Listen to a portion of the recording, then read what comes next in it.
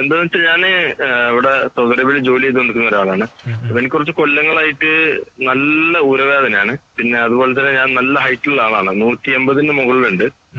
അപ്പൊ കുറച്ച് കൊല്ലങ്ങളായിട്ട് നല്ല ഊരവേദനയാണ്. ഇടയ്ക്ക് ഊരവേദന കുറയാനുള്ള ആകെ ഒരു സൊല്യൂഷൻ ഒന്നുകിൽ ഓടാൻ പോവുക, അല്ലെങ്കിൽ കുറച്ച് നല്ല വർക്കൗട്ട് എക്സർസൈസ് ചെയ്താൽ കുറച്ചു നേരം ഊരവേദന കുറയും.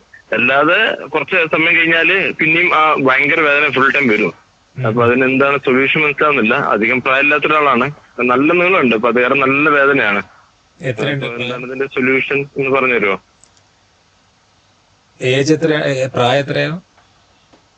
പ്രായം 27. ഇൻഷാല്ലാ 2 മാസം 28 ആവും. ജോലി ഒരു ഓഫീസിലെ ജോലി. നടുവിന് മാത്രമാണോ വേദന വരുന്നത്? ബാക്ക് സൈഡിൽ മാത്രമാണോ? നടുവിൽ ഏറ്റവും അടിഭാഗത്ത് ഇടയ്ക്ക് നല്ല വേദന വരും. അപ്പൊ കുറച്ചൊന്ന് സ്പീഡ് നടക്കല്, ജോഗിന് ഓടാൻ പോയാല് കുറച്ചു നേരം ഒരു ആശ്വാസം ഉണ്ടാവും. ഒരു 1/2-3 മണിക്കൂറിന് ശേഷം വീണ്ടും ആ വേദന ഫുൾ ടൈം ഉണ്ടാവും. ഇതുവരെ മാറിയിട്ടില്ല. എങ്ങനെ? ഇരുത്തത്തിലാണോ വേദന തുടങ്ങുന്നത്? ക്ലിയർ ആയില്ല. ഇരിക്കുമ്പോഴാണോ അപ്പോ വേദന കൂടുന്നതേ? ഇരിക്കുമ്പോഴാണോ? അല്ല, ഇത് സംഭവം ഫുൾ ടൈം വേദന ഉണ്ട്. ഞാൻ മാക്സിമം വേദന കുറക്കാൻ സ്പീഡിൽ നടക്കുക ഓടിയാലേ വേദന കുറച്ച് കുറയുള്ളൂ. അപ്പൊ കൂടുതൽ സമയം മാക്സിമം ബാക്ക് നോക്കിയിട്ട് ഇരിക്കാറ്. എങ്ങനെ? കൂടുതൽ സമയം ഇരുത്താൻ തന്നെ ആയിരിക്കും ഓഫീസ് ജോബ് ആവുമ്പോ? അതെ അതെ. വേറെ ആ വേദന കാലിലോട്ട് എങ്ങനെ ഇറങ്ങുന്നുണ്ടോ? ഇല്ല, കാലിലോട്ട് ഇറങ്ങുന്നില്ല. ഞാൻ ഈ ഓഫീസിൽ ജോലി തുടങ്ങുന്നതിന് മുമ്പ് തന്നെ കുറച്ച് കാലങ്ങളായിട്ട് ഈ സെയിം വേദന ഉള്ളതാണ്. ഓഫീസിൽ ജോലി തുടങ്ങിയിട്ട് ഇപ്പൊ 2-2.5 കൊല്ലം ആവുന്നുള്ളൂ. അതിനു മുമ്പേ പണ്ടുമുതലേ ഉണ്ട് ഈ വേദന. അപ്പോ വേദന കോസ് എന്താണ് കാരണം എന്ന് ഐഡന്റിഫൈ ചെയ്തിട്ടില്ലല്ലോ ഇതുവരെ? ടെസ്റ്റോ കാര്യങ്ങളോ എന്തെങ്കിലും ചെയ്തിട്ടുണ്ടോ? ഇല്ലല്ല, ടെസ്റ്റ് കാര്യങ്ങളും ചെയ്തിട്ടില്ല. ഓക്കെ, അപ്പൊ നമുക്ക് പ്രാഥമികമായിട്ട് വേണ്ടത് ഇത്രയും കാലമായിട്ട് നീണ്ടു നിൽക്കുന്ന ഒരു വേദന ആവുമ്പോ അതിന്റെ കാരണം കണ്ടെത്തുന്നതാണ് നല്ലത്. എക്സ്റേ എടുക്കണം, നട്ടെല്ലിന്റെ ഒരു MRI എടുത്തു കഴിഞ്ഞാൽ ഡിസ്കിനാണോ പ്രശ്നം, എല്ലുകൾക്ക് എന്തെങ്കിലും അകൽച്ചയുണ്ടോ, ഈ 2 കാരണങ്ങൾ നമുക്ക് അറിയാൻ പറ്റും.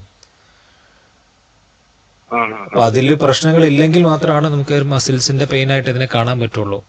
ഈ ഒരു പ്രായത്തിൽ ഇത്രയും പെയിൻ വരുന്നുണ്ടെങ്കിൽ നമുക്ക് വേറെ കാരണങ്ങളെ ഒന്നും ഇല്ലാന്ന് ആദ്യം ഉറപ്പിച്ചിട്ട് അതിലൊന്നും കുഴപ്പമില്ലെങ്കിൽ പിന്നെ മസിൽ സ്ട്രെങ്തനിങ്ങിലോട്ട് തിരിച്ച് എക്സസൈസും റെഗുലർ ആയിട്ടുള്ള കുറച്ച് എക്സസൈസുകൾ ഉണ്ട് ബാക്കിന്റെ താഴത്തെ മസിലിനുള്ളതേ. അപ്പൊ അത് എന്റെ ഓർമ്മയിൽ കുറച്ച് കൊല്ലങ്ങൾ മുന്നേ സെയിം പ്രശ്നം ആയിട്ട് കാണിച്ചിട്ട് അവര് ഡിസ്കിന് എന്തോ ചെറിയ കംപ്ലീറ്റ് ഡിസ്കിന്റെ ഓറിയന്റേഷൻ കറക്റ്റ് ഇല്ല, എന്തോ ചെറിയ ഡിസ്ക് ബന്ധപ്പെട്ട കാര്യം പറഞ്ഞിരുന്നു. ടെസ്റ്റ് ചെയ്തിട്ട് പറഞ്ഞാണോ അതോ ഒരു ഊഹം പറഞ്ഞാണോ?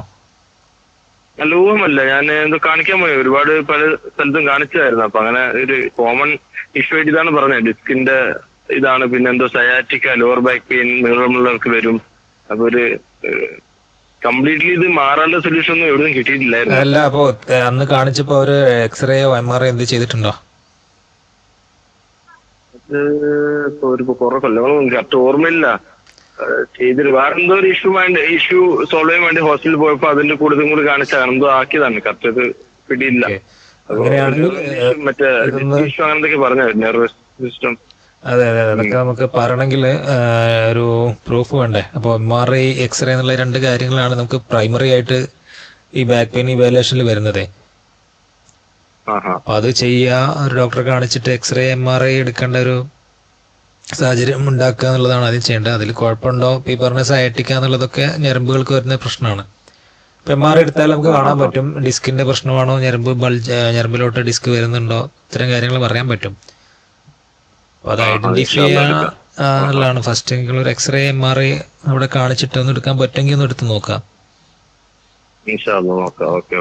ഓക്കെ, ശരി, ഓക്കെ.